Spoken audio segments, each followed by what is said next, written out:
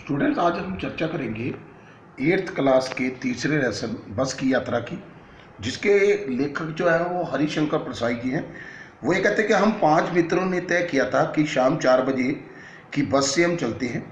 पन्ना इसी कंपनी की बस के लिए घंटे भर बाद बस मिलती थी, जबलपुर को ट्रेन मिला देती थी, सुबह घर पहुंच जाएंगे। इसी उपव में जो है सभी मित्र जो है वो कंपनी की बस में बैठ गए। कंपनी की जो बस थी वो बहुत ज़्यादा वयोवृद्ध थी, यानी कि बहुत पुरानी थी।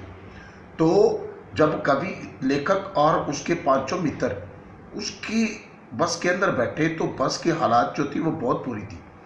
तो बस के अंदर जो सीटें थी वो कटी फटी थी, सभी सीटें हिल रही थी और उसके अंदर 3 या 4 कांच बचे थे।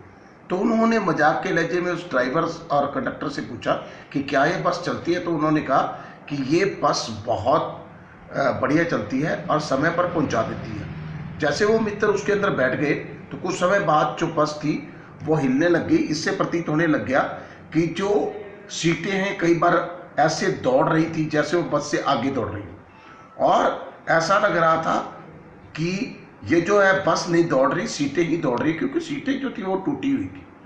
कुछ समय बाद बस जो थी वो धीरे धीरे करते हुए रुक गई। तो पता चला कि बस के अंदर जो था वो उसका तेल खत्म हो चुका था। तभी एक ड्राइवर और कंडक्टर उतरे, उन्होंने बाल्टी में तेल डाला और पाइप के द्वारा उसके टंकी में ऐसे डीजल डालने लगे जैसे कि छोटे बच्चे को दूध पिलाया जाता है। और उसके बाद एक घटना और घटित हुई कि बस जो थी उसका टायर जो था वो पंचर हो गया।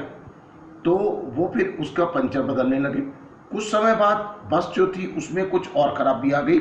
तो ड्राइवर जो कंडक्टर थे वो उस खराबी को दूर करने लगे और जो बस थी उसे एक चांदनी रात में एक पेड़ के नीचे खड़ा कर दिया गया।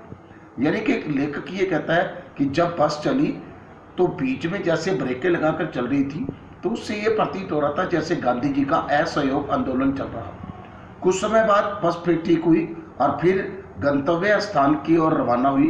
तो थोड़ी देर के बाद गियर के कारण बस रुक गई और रुकते ही जो थी ड्राइवर और कंडक्टर थे कोशिश ये करने लगे कि बस चले, परंतु वो तो गांधी जी के सविनय अवज्ञा आंदोलन की तरह बिल्कुल ब्रेकें लगाकर चली थी।